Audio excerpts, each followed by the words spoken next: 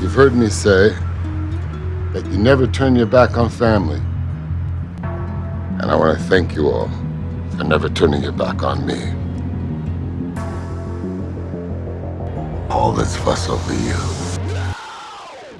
Hey there, quirky peeps. I'm sure most countries are enjoying the fast ride by now. What? Sorry, Indians, we have got to deal with the COVID first.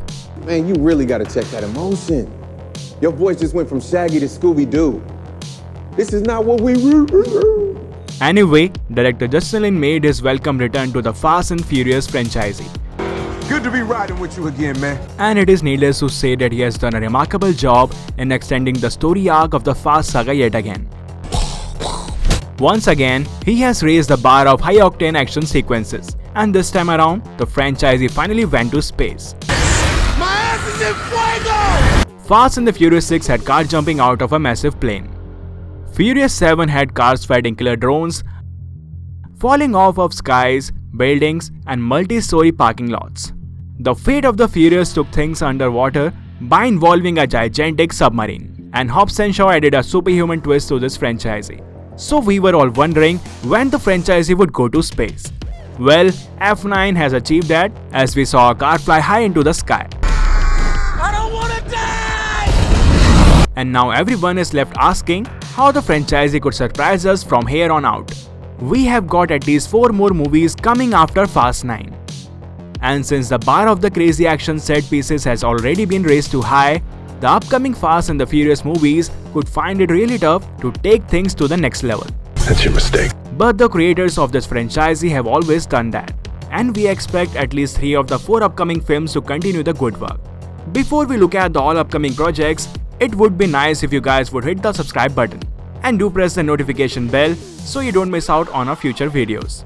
Okay, now let's see what the franchise has in store for us.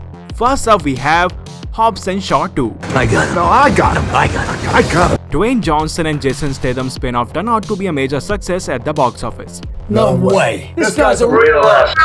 And it beautifully set up a sequel with the post-credit scene suggesting that Ryan Reynolds will have a bigger role in the next one. Can you believe that Game of Thrones ending?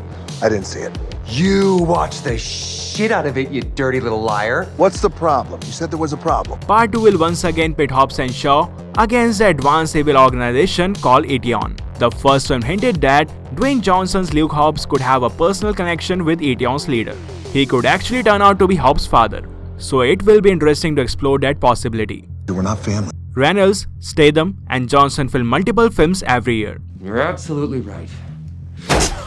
So it will be interesting to see when they would start production on this one. Rebecca Hobbs, I haven't seen you in forever. Rebecca? Do you even age? How long's it been? 6 months. Time flies. My guess is that it will happen next year, and we might get Hobbs and Shaw 2 by 2023, and it could directly lead into Fast and Furious 10 and 11. Yes, we are getting a 2-part finale event for this long-drawn franchise. Harry Potter did that. The Hunger Games gave us 2 parts of Mockingjay. The MCU ended its Infinity Saga with Infinity War and Endgame. Mission Impossible is giving us Part 7 and Part 8. And John Wick might do that with his 4th and 5th installments as well. So Fast and Furious is following this money-making trend. It has been confirmed that Fast 10 and 11 will film back to back. This next bit is a minor spoiler related to John Cena's character in Fast 9. But I'm pretty sure that you guys would have expected it. Still, I'm issuing a spoiler warning for those who don't want to know. Skip a few minutes and jump to the 4th upcoming film. For the ones who don't care about spoilers, I'm going to tell you that Jacob Toretto survives the ending of Fast 9. Dom is someone who wholeheartedly believes in family, and he gave Jacob a chance to redeem himself in the future. Fast 9 followed the trend of introducing badass characters as antagonists and turning them into anti-heroes. So we should expect Jacob to join the Fast family in Part 10 and 11.